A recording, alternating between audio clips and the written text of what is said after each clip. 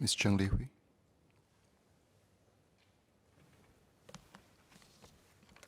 Mr. Speaker, I rise to speak in response to the budget that the Minister for Finance has presented. I wish to address two issues. One, the elderly, and two, leadership. The Minister has identified aging as one of the major shifts that will affect our future.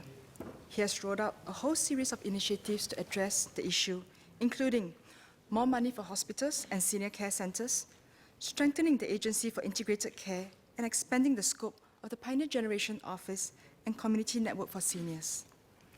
These initiatives will have a direct impact on the elderly over the coming months and years. I've spoken about them several times in this House, and I'm glad that this is happening. However, I believe there is more that we can do. For a start, can we look at the issue a little differently? We know the statistics. By 2030, 27% of the population will be above 65 years old. 1 out of 4 persons will be over 65. But I wonder, is it time for us to reconsider the definition of elderly as those being 65? Should it be 70 or even 75?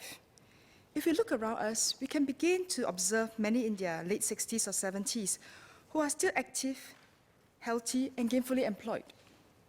I believe that the elderly of today is not a good proxy for the elderly of tomorrow. In 20 years' time, many members in this House would be in their 60s and 70s.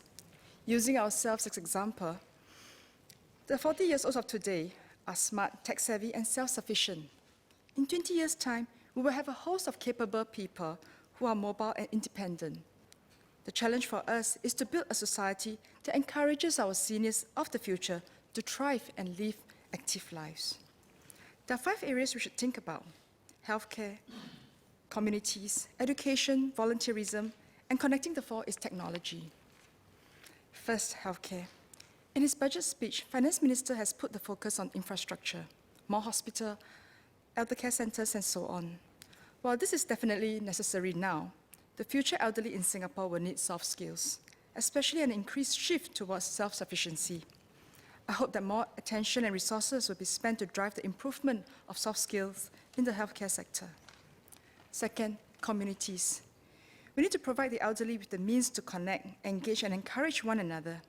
The Minister has outlined 3 areas that contribute to this: the Silver Generation Office, the Community Silver Trust, and a focus on social service officers. I support these enhanced initiatives.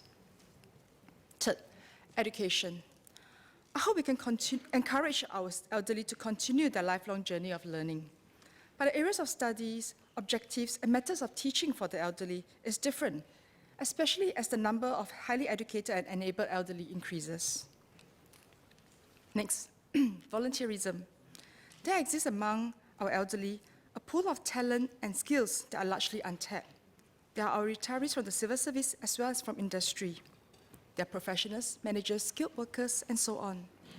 They should be encouraged to contribute not just to earn extra pocket money, but also to pass on their skills, experience, and wisdom.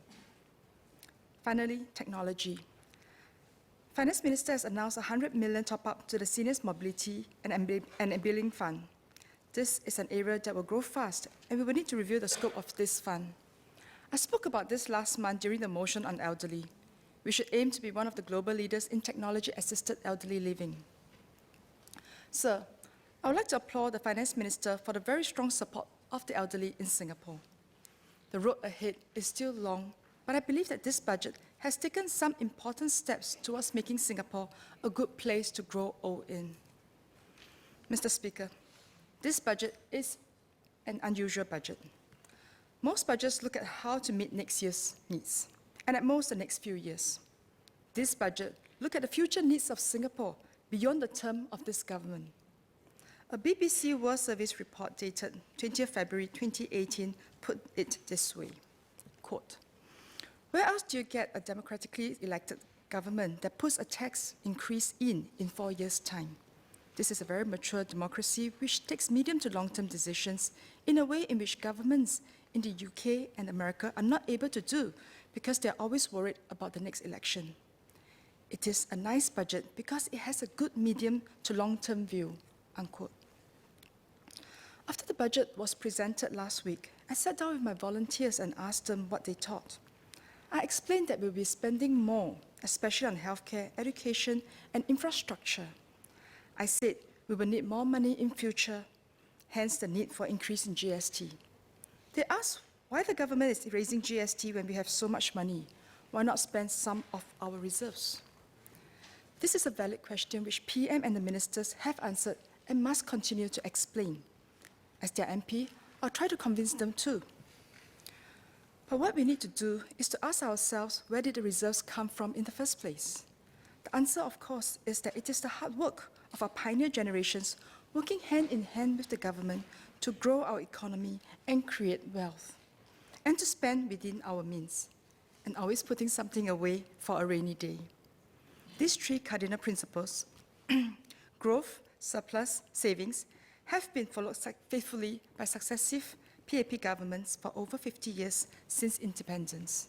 It has not been easy.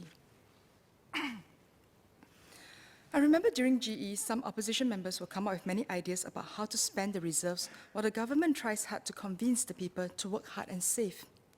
Fortunately, the people have kept faith with the PAP. This is why good leaders are critical for Singapore. We are a small country, but because of good leaders, we are a strong country. If we want to continue to grow, we need leaders who are prepared to tell people the not-so-nice things.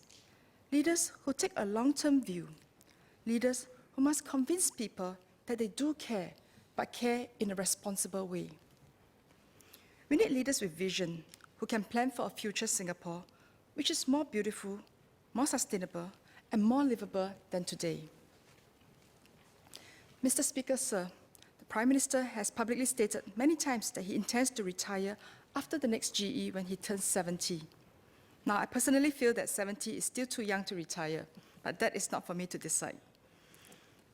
The question of who will be our Prime Minister, next Prime Minister, has been the subject of much talk, from coffee shops to boardrooms. There has been speculation as to why a decision has not been made yet. PM, ESM, and the 4G team have all said something.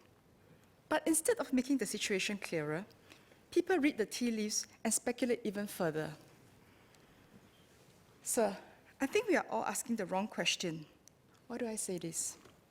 Because I think that PM and his colleagues have been steadily building up a strong team to take us into the future. As the BBC commentator suggested, we are quite a unique democracy. We have been planning for leadership succession of the team for many years. It is not just one man or one woman. It is about the team. And we should ask ourselves, is the team ready to take over? Mr. Speaker, sir, Budget 2018 follows the three cardinal principles I mentioned earlier. It gives us a roadmap on how to grow, given the challenges we face. It spends less than it earns, and when money may not be enough, it proposes an increase in GST, not now, but in 4 years' time. And it continues to build up our reserves. What the Budget 2018 did not touch on is leadership succession. However, the Finance Minister has said in an interview with the Straits Times on 20th February that the Budget 2018 is a team effort involving the whole of government. He has consulted the 4G ministers who have backed the budget, including the GST increase. They are the ones who will have to implement these difficult decisions and follow through on all the other difficult steps on this roadmap to a better Singapore. Mr. Speaker, sir, I believe we have a strong team to take us forward. It is a team that is prepared to take difficult decisions and to take a long-term view.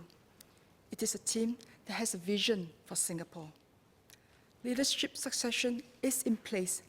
I am confident that we are in good hands. Sir, I support the budget.